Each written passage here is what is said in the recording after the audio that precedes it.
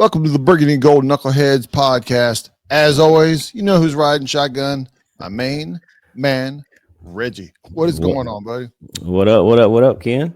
Man, it's the off season, but as we've said before, if you're a diehard, there is no off season.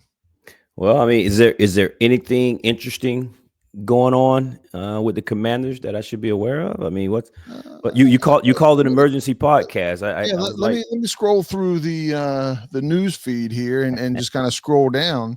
Washington is making some news. It's already? kind of the in between season, right? It's normally you're just sitting there and watching guys run right now at the combine. You're getting ready for free agency here in another week and a half to 2 weeks. No, a week. Um, Next week on the 10th, I think. is it the 10th? I think the legal tampering period happens next. Okay, a week and a half. A week and a half. Okay. Anyway, but yeah, we're all looking forward to that. We're watching the combine and getting amazed by people's times or surprised that somebody is so slow. Don't draft that slow guy, man. We only want speed. We don't care if he can run a route. We don't care if he can catch a ball, if he can block, if he can do whatever. Just enamored by the speed number in at the combine. But yeah, there's been a trade with the Commanders and the San Francisco 49ers. What? No. Say it for reals. I'm not going to say. I mean, it's on a scale of 1 to 10. How big of a surprise is this for you? On a Is it scale that of big? 1 to 10, this it's probably at an 8 actually. That high, huh? Okay. That high, and I'll tell you why it's high. One is we as fans, I'll speak for myself, will have to get used to the fact that when big name free agents are tied to us, that we now have a legitimate chance of landing a free agent. In the years past, it's tied to us because a free agent might have fit a need that we had, Okay. but the reality of it, we were never going to get them. And now we're in a mode with the new front office that if a free agent is tied to us and it's a need and we have the ability to do it, looks like they're not afraid to make that move. Right. So a top player being tied to Washington in the past, that's common, but now it's happening. And so I'm a little bit shocked. So I have to get used to that. The other parts of that is, Adam Peters and them, those guys talked about building through the draft and supplement through free agency. And it would appear, at least as of now, that maybe the being ahead of schedule, that they may pivot a little bit from what their plan was, and kind of go all in a little bit. Not all in, but they may be a little more aggressive. Is a better Right. way to put it when it comes to building this team through some free agency. And so a move like grabbing Deebo Samael is an indication of that, right? Okay. And Yeah. so for them to have made that move, I'm happy about it. But yeah, man, I gotta say, I was probably at an 8 on the surprise scale. Yeah, I wouldn't put myself nearly that high. I would say probably maybe a 6. Because I mean, you look if you add this one in, not that all of them have been big trades, but this is number 4 or 5 for Adam Peters, right? You had Jahan Dotson, you had Ridgeway, you had Lattimore during, and then you have this one, and there may be another one that I can't remember. But that's 4 right there. Yeah. And most teams aren't trading that much, so I mean, we don't know if what's going to happen with Jonathan Allen. That may be a trade. It may be a release. Well, time will tell on that. But with the exception of Lattimore, all of these were essentially dumping players that were not going to be part of the future, and it was just getting a draft pick to quote unquote build through the draft. But the Lattimore and the Deebo, what signifies you're truly giving up draft capital, which seems to be coveted by this front office, to now get a player that you're hoping to now win now. So Lattimore is a win now. Right. Deebo at 29 is a win now type of a move. So to me, I see that different than trading Ridgeway or Chase or Jahan. Those guys were traded away for draft picks, right? Well, and I Essentially. think also when I look at it, it is I don't disagree that we see something going here, but because of our other trades, it's given us a little bit of extra trade capital to be able to go and get Lattimore to look at the possibility of um, Samuel and other people. The thing that I was surprised on this trade was and where Adam Peters may have shifted on his idea about trading away draft picks or whatever is it was a fifth round draft pick, right? I mean, And a low fifth round pick if you really consider where we're drafting. absolutely. And I mean, to think that we paid less for Deebo Samuel, who's proven some injuries last year, but he is a proven player in the NFL, that he was cheaper than Jahan Dotson, who had minimal amount of proving, right? So if you want to go 1 year removed from that, I can't think that anybody would think that we're not ahead just off of the receiver of those two players alone. Now again, Deebo needs to stay healthy, and I think if he's healthy, he's going to 100% be an impact on this team. But I mean, it's night and day difference this year versus several years ago. You know, the types of moves and quality of player. And I think that's going to continue to change, right? The Right. connection that the coaching staff have, because Adam Peters was part of the front office that drafted Deebo, right? And then you got Yep. Anthony Lynn was on the coaching staff in San Francisco, so there's familiarity. Same thing with Ertz and Wagner and Eckler, right? Coaches on our coaching staff have history with some of these free agents and things. But the thing about Deebo is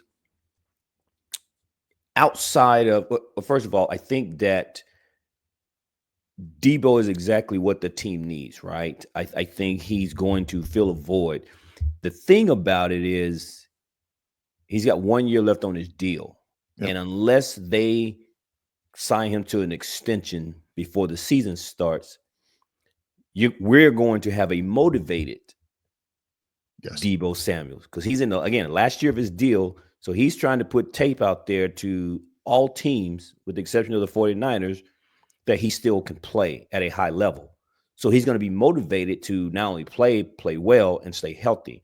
So that's the kind of player we're getting. So his max production, we're going to get that this year. Now, again, will Washington sign him to an extension? That remains to be seen. But I'll ask you, outside of the obvious with Deebo Samuel, which is staying healthy. Right. That's the knock on him, is staying healthy. Do you have any concerns about him being in Washington? No, I mean, there's some other receivers and players that we've talked about that I don't want on the team. Just their attitude. I think the attitude that he has is a fighting, winning attitude, right? It's the attitude that Dan Quinn looks at and says, "Okay, I understand you're a fiery guy. Are you funneling that fire in a positive way for the team, or are you a detriment the way you're doing that?" I think overall, I think he's going to be good for the team with his attitude, with his fire. And you know, one of the things also. What about you? Before I move on, your feelings on that? I the short answer is no. But if there's a little bit of a concern, is after he kind of got paid, he started to display some of the diva behavior, Sure. getting into it with his teammates and the kickers and some other players and all those types of things. And I know people like to classify that as passion and always wanting to win. Well, hell, they all want to win, right? Right. But fighting your teammates and getting into on the sideline and basically being a baby on the sideline doesn't mean that you care more. And so with this team and the culture they're trying to build and what we saw last year, everybody bought in. So if you're not getting the ball, because there was a report, I think, during one of the games, and they asked Deebo about his performance, and he said, "It ain't me. It's just they're not giving me the ball." That's not what we need in our locker room. And I'm hoping that the culture change that we saw last year, the leadership that's in there, as Dan talks about how we get down, to use his words, Yeah. and to be a commander. I just hope that Deebo comes in and buys in, right? And the leadership that Ertz and Wagner, because again, we don't know if those guys are going to be back. We're anticipating them to be re-signed. So to have that veteran leadership in the room, because Deebo is a veteran and he's a proven veteran, but he needs to be a leader. Yes. Because so I hope that he just comes in and buys into the culture that we now have in Washington, and not become a diva and a distraction. Because clearly the way the offense runs, he won't be the focal point, right? There were games we know Terry didn't get the ball in the first half, but he still played hard. And if Deebo doesn't get any touches in the first half, I hope that's never the case. But if it does happen, will Deebo still be a good teammate and play hard? Right. That's the only, and that's a slight concern, not a major concern, just a slight concern.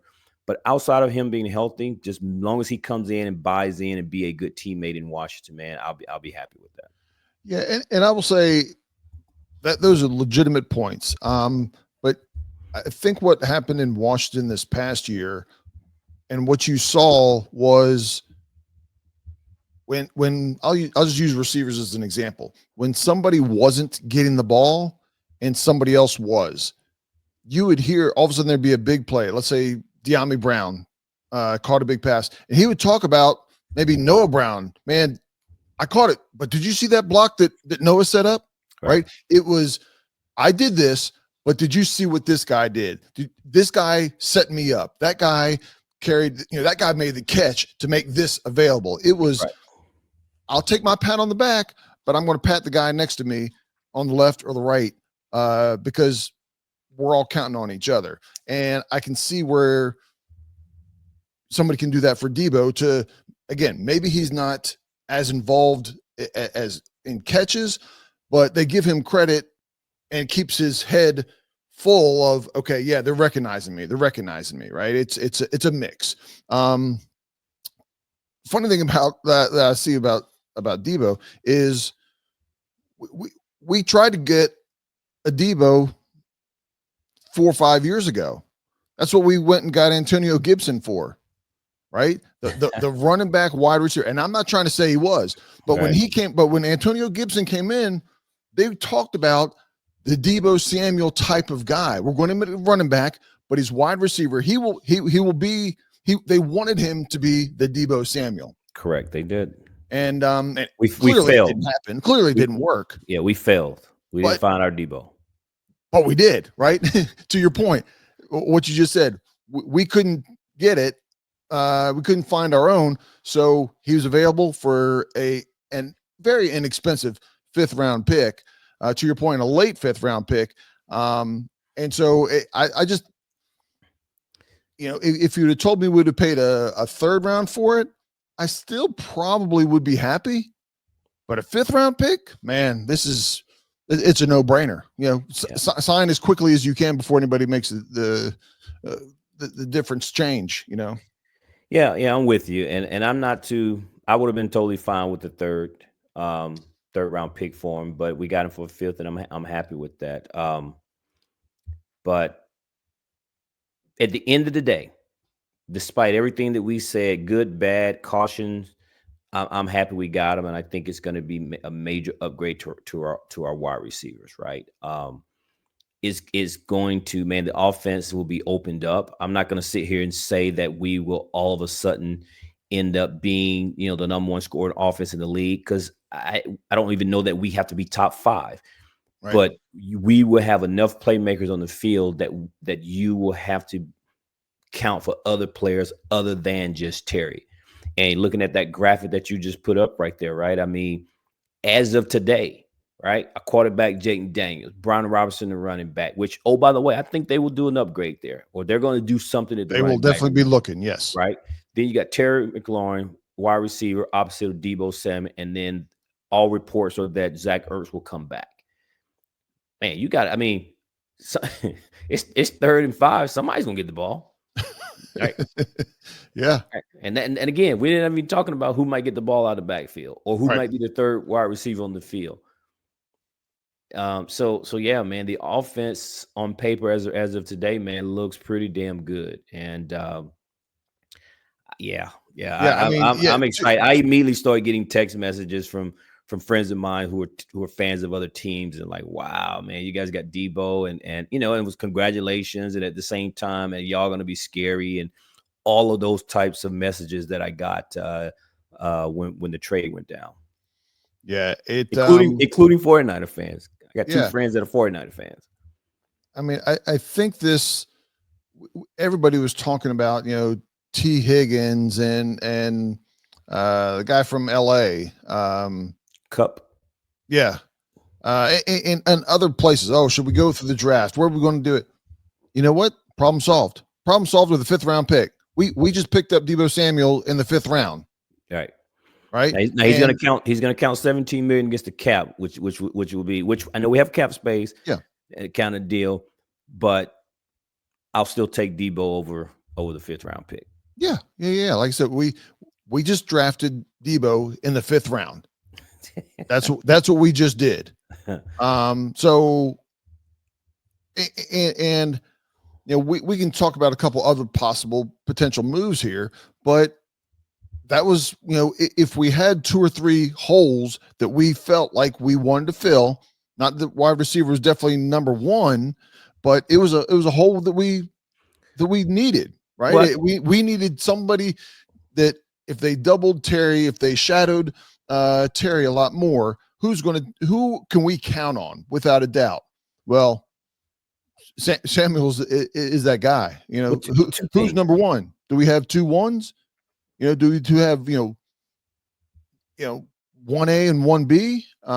Time will tell. With the season going. I don't know, but I will say this, man. At the end of the day, Washington prior to this trade had 2 wide receivers under contract: Terry McLaurin and Luke McCaffrey. No other wide receivers under contract, so we had 2 official guys on our roster. Right. So now we have 3 wide receivers, and we know they're going to then fill up the wide receiver room with the other guys. So that may be your Oz, right? Your OZs, your Noah Browns, Diami Browns, or just draft picks. Right. But wide receiver, clearly, I'm not going to say it was the number 1 priority because I don't believe that it was, but I think it was on their short list of things that they need to address this offseason was to get someone opposite of Terry. Because to your point, when you get defenses that double coverage and they bracket Terry, who can they get to step up? Well, now you got a guy that can do that. And so they've addressed that need. So then does the rest of free agency and the draft goes heavy toward the defense? I don't know, but I'm excited to see what they're going to do because, man, they filled a huge hole here by trading for Deebo in the 5th round. And I'll add one more thing, man. Some of the critics about the trade is talking about how Deebo is always hurt and that he's 29 years old. Right. And they're implying that he's essentially potentially on the downside because his production has slid, right? Mm-hmm. But yet, the same token, Terry McLaurin is 29, and we're talking about Terry starting to get in his prime, right? Right. Two guys that are both 29-year-old, but one's washed up, so to speak, and one guy is having the best time of the best years of his career. So which is it? And so it's just kind of funny how people view things through different lens when the situations are very similar. Yeah, I mean, look, San Francisco used Deebo a lot more than we used Terry, right? Because they put him at running back. They did the Wildcat with it. They did some things with him to where him touching the ball was at a higher rate than what Terry was. Clearly, he's got more miles. I'm not going to disagree with that, right? But at the same time, now that he comes here, we don't need him to touch the ball, 18 times between catches and runs. Correct. Right. We need him, 6 to 8 times, 6 to 10 times, and do all the little things, focus on all the little things of picking up blocks and doing other things that wide receivers do, to make yourself successful. That dude's a burner too, man. Holy I can't wait to see this guy, man. And as he takes people with him, when Jaden Daniels, breaks the line, these safeties and cornerbacks, they're not all within 5-7 yards, right? He's carrying them down there 20 yards. It's just, You see him smiling because Terry and Deebo runs go routes or whatever, and all of a sudden DB's got their backs turned, and then Jayton takes off. yes, Right? I mean, yep, just yep. yeah. You got Zach pulling the linebacker on an out, and the whole middle of the field is wide open. It's these kinds of things that you don't know off, right from the beginning, but you'll see the results where Jaden Daniels, he had a lot of, 7-8 yard runs. Occasionally he'd get a 15 yarder. 15 yarders might be the norm. Right. You know, 100%. instead of 5 to 8, it might be 8 to 15. 100%. Yes, Just sir. for able to catching up. I mean, I would like for him to run a little bit less next year. Just not keep it out, because that's a tool. But as you add more tools, we need less of his legs and more of his arm and quarterback play. But yeah. So real quick before we just get off of here, we'll just talk about the other big news that's being discussed. Is Washington being in the running as one of the teams that's favored to land Myles Garrett. From what I'm hearing out of the combine, there's still reports that Cleveland have zero plans to trade him. Right. But what that means, according to a lot of reporters, is that this may drag on into the summer. So for teams that was hoping to try to make a move now prior to free agency or prior to the draft, may have to have contingency plans, because it may not go until June or right before the season starts, because he may decide to start holding out and not reporting as to show that he's serious about wanting to be traded. But nonetheless, reports have come out that Washington is one of the key teams that's in the market for his services. And supposedly it's been put out that the Eagles have decided that they do not want Washington to trade for Myles Garrett. And if that's the case, they are willing to basically make Cleveland an offer that they can't refuse in order to block the trade to Washington and that they get him. So that in and of itself tells me how serious teams are and the validity to which Washington is being linked to Myles Garrett. And man, let me tell you, we get Myles Garrett along. Well, I don't know how I'm gonna be, man, if all of a sudden I get an ESPN alert on my phone telling me that we have made the trade for Myles Garrett. Regardless of what the compensation package is, I am going to be beside myself, Kim. I'm telling you right now. Yeah. I mean, to take, I mean, let's go with that the deal is made. And for me, I would want that. Ideally, I would want that to happen prior to, at least prior to the draft. 100%. Right. 100%. And so if that was the case, if you give me two out of three holes that you have were not just filled, you filled them with studs. And so now you go into the draft and borderline start looking at best available player. Absolutely. Yeah. Because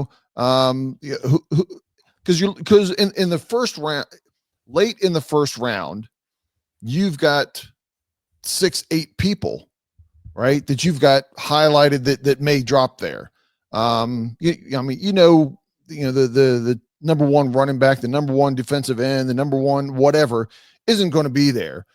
But every year there's somebody that slides, right? So you got to be prepared and prepared for somebody to fall in your lap. Look at Lamar Jackson. Yeah. Baltimore traded back into the first round for the 32nd spot and drafted Lamar Jackson in the first round. And I think that was strategic so they can get his 5th-year option. Yep. But nonetheless, he almost fell out of the first round. And he got a 2-time MVP? Yeah. All right. So, yeah, to your point, players fall all the time. And But nonetheless, if we made the trade for Myles Garrett, we're not going to be picking 29th anyway. I think that would be part of the trade package. True. But yeah, I'll once I get past the excitement of him being a Washington Commander, then we'll deal with the compensation package or the trade package. Right. But what's not going to change is Deebo Samuel and Myles Garrett would be on my team for the foreseeable future. And boy, well, and I think what's going to be interesting also, like this, Ken. It's been a long time, brother. Yeah, I think what's going to be interesting also is as we get into free agency, if nothing is done with Myles Garrett, we'll know real quick if we're still in the Myles Garrett running, right? Because there can be a point where you're interested, but I can't wait any longer. Correct, 100%. Right? And because Washington is a good place to go for a lot of players right now, and they have money. The first 48 hours, heck, 24 hours, but things will be announced before the official line. We're going to hear of moves, and we're going to hear moves of key positions, key players. And, if Myles Garrett, if you don't hear any big names or solid defensive line, defensive end, defensive tackle moves, then they're holding on a little bit. They're holding on to wait and see. You mean if all of a sudden during free agency, Washington doesn't make any major moves on the defensive line, defensive ends specifically? Correct. Yes. Because we all know it's a position of need, and if all of a sudden they're not making the bigger moves, then to your point, that means they feel like they still have a shot at this Myles Garrett deal. Right. And look, they could make a move and go get one or two players and still do the Myles Garrett. And they're like, man, we are all in on this defensive line. We're going to be a monster. We know we have an offense. Right. We are all in on this defense, and NFL better get ready. Right. That could be their approach. If it's possible, you start restructuring. I mean, man, we have all this money, and potentially it could come down to restructuring some contracts to where we are all in year 2, and we're going to run this for 3 or 4 years. I'm getting excited thinking about it, man. It would be sounding the alarm that you're going to have to deal with the Commanders. Yeah, we coming. Right? They'll know we coming, man. But listen, I don't want to get ahead of myself and get too excited. That smile says you're already a little bit ahead. That smile says you're a little bit ahead. That's why I'm trying to talk myself back down. Like, hey, man, hold on, man. So I'm talking to myself here. There's still time. I don't want to get too far ahead of myself here. Part of this excitement is we seem to have a very good, competent front office. The thing about it is there's no leaks, man. They're very private and stealth in the way they move. I mean, everybody in the world knew that potentially Deebo could come to Washington as an example, just through the connections of who's in the front office or on the team. But other than that, there was nothing out of Washington that said they were talking to the 49ers about Deebo. Right. And next thing you know, boom, I get a trade alert and he's in Washington. So the way they move makes it even more mysterious because we don't know until it happens. And man, it's like, and this is the time of year where these things start to happen. So there's this level of excitement because we talked about how we're looking forward to this offseason to see what moves they make to continue to build this team and build upon the success of last year. And the first domino just fell, man. Well, and I think, look, I think Washington, I don't want to speak for Adam Peters because I don't know what their plan is. I think we are still in the core building process. But if opportunities come, like giving up a 5th round pick for Deebo, you got to take it. Right. If they can put together a package for Myles Garrett that it is worth it for them to be able to do the other things that they want to do, they'll do it.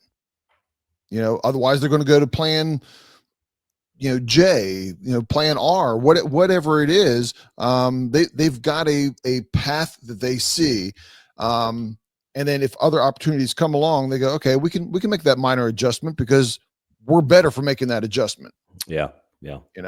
I I think the old, especially early day Dan Snyder days, were let's go find one or two players to plug a hole and go from there.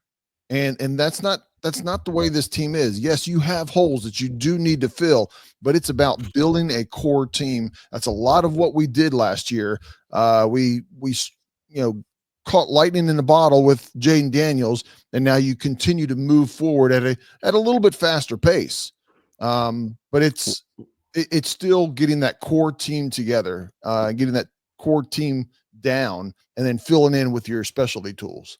Well, I'll say one last thing on this, and let me be clear. I am not in no shape, form, or fashion giving Dan Snyder a pass here. But I will say it helps when you find the quarterback. Because let's just Yeah. say Marcus Mariota was still our quarterback, right? We didn't draft Jaden.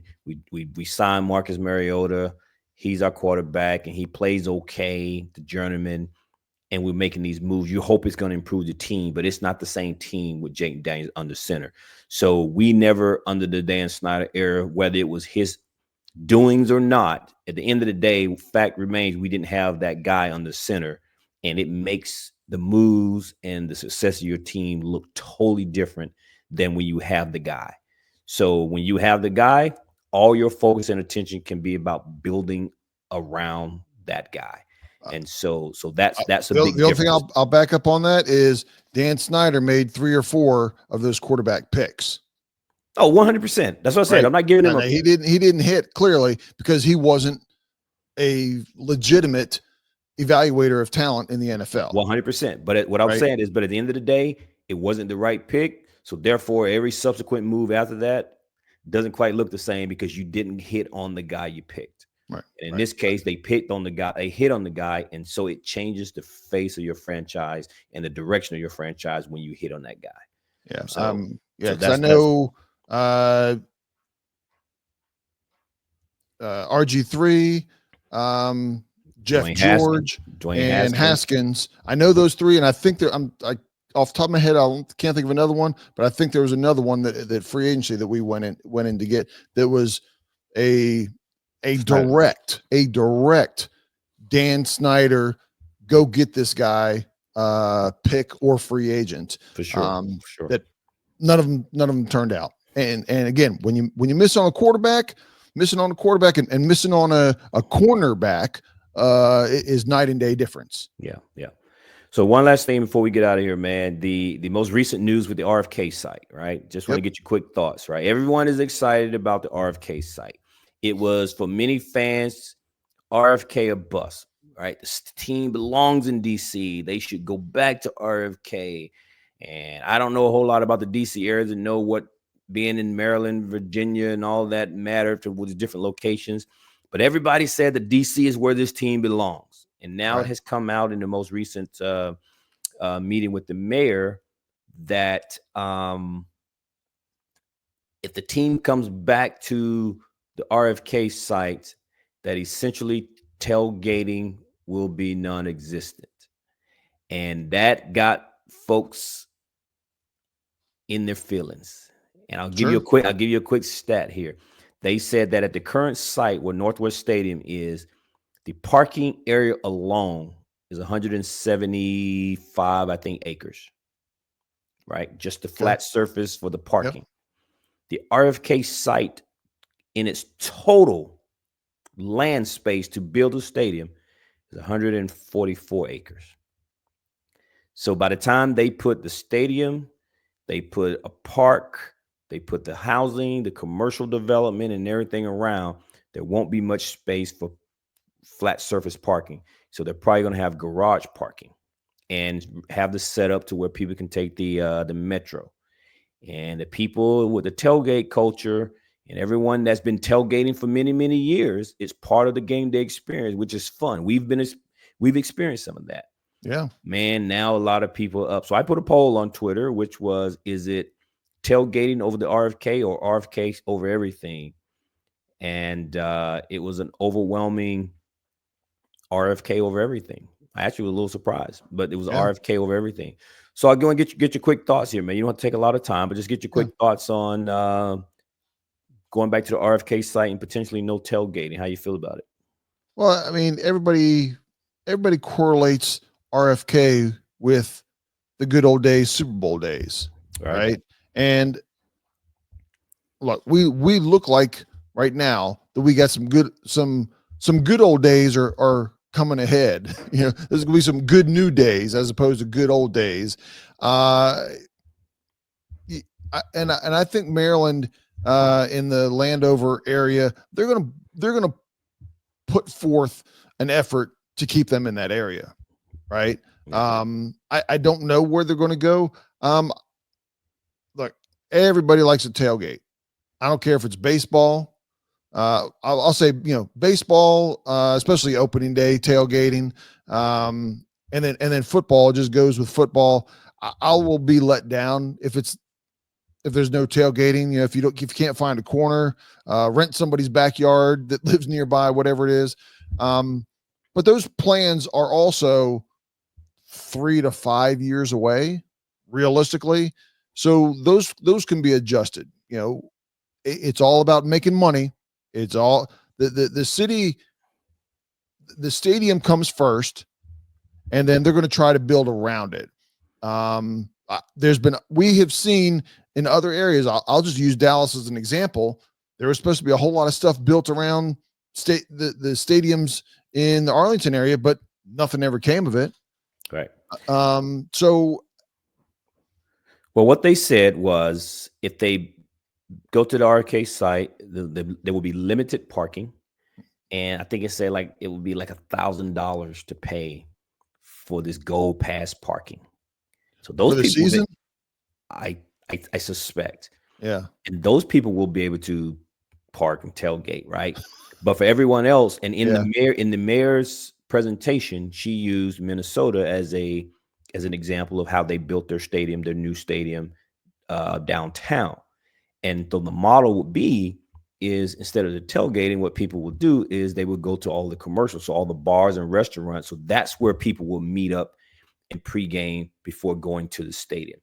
So now you got to get in, and for a 1 o'clock game, you got to get out there and find your seat, get in, get you some breakfast / lunch, drink you a few beers, and do all that stuff. So the money would then pour into the businesses, which then would be pouring back to the city to help collect on the funds that they probably use to help build that stadium. And of course, the ownership will be getting some of that funds and stuff. So now instead of eating and drinking in the tailgate and not buying in the concessions in the stadium, now everything will be either inside the stadium or in the commercial bars and restaurants that are around the stadium. yeah. So that's Let me ultimately where this will go. let me interject there on that. Based off of that right there, I will not be participating in pre-game bar activities. Now, post-game, maybe. If I walk out and there's a bar and there's music going and we're all celebrating and going in and carrying it on, maybe. But I'm not going and no, I'm not. I'm not going to a bar before for an hour or two and having drinks and eating or doing whatever. No. Well, that's Zero interest in that. that's fine. And I will I'll go tell you, straight in. I'll just go straight into the stadium. I'll tell you right now, you will be clearly in the minority when it comes to, and that's your right. I'm not saying that you should or should not, but I will let you know if that becomes the thing, you will definitely be in the minority because pre-gaming before the game, however it's done, will always be a thing. And so that's what people will be doing. And having had the opportunity to go to different cities for sporting events, man, and that's what people do. And um I mean, if you've ever been to Chicago and been to Wrigleyville, man, that's exactly what that is, right? Yeah. Pre and post game and stuff like that. But I'm indifferent. I'm like you. I will be disappointed if tailgating goes away. Um, but at the same time, I'm gonna stay out because I don't really have a dog in the fight since I don't live there. And Yeah. I've been invited and we take part in that with all of our friends that we've met. And that's how we met and became friends with a lot of these guys through Sure. Sure. tailgating, right? And the point they made was, over the years, where decades where the team hasn't been very good, that's the thing people did was to go and pregame and tailgate with your friends, even though you knew the game may not be quite that good. And so you're taking away a part of the culture there, which I fully understand. And I will be disappointed if they take it away. But I understand that this is a part of the new age of doing business. With the cost of stadiums nowadays, these people trying to recoup their money. If they can get all your money through bars and restaurants and stuff, that's what they're going to do, man. And Well, it's we want the new stadium, but we got to understand that it comes with all this other stuff, and sometimes it's at the stake of losing some of the perks that we've had in years past. I mean, I will say because we haven't been going to games for an extended amount of time. If we had been going to Chicago or Minnesota and a bar outside of the stadium becomes our pregame home, then we've got a connection. Right now, I don't have a connection to a bar. I don't know that everybody's going to XYZ, to the Burgundy and Gold bar. Where are our friends going to be? If those things start happening, then you start having a tradition and something that goes. I mean, right now we know the group of people, a large group, right? It's not even, it is one group, but it's a collection of 7 groups in the area that we go to. Next year, I'm looking forward. If go to a game, I'm looking forward to hanging out with that group. Absolutely. I don't have that connection at a bar. Yes, it can build, but sitting here right now, it just doesn't appeal to me in the moment. It may turn into something, but it doesn't appeal. Yeah, fair enough. Well, it is a topic of discussion. It's still early. To your point, this is years away, and nothing is decided until they make a decision on where the new site will be. But it is a topic of discussion that came out of the mayor's meeting that was done here in the past few days. So just want to get your thoughts on it, man. But this podcast was about the breaking news and the trade of one Deebo Samael. And boy, we couldn't be more happy and more excited about it. And it just one more reason to get to September, man. Let's go. Let's get it. And unless you got anything else, Ken, we're going to tell everybody peace out. Peace out, knuckleheads.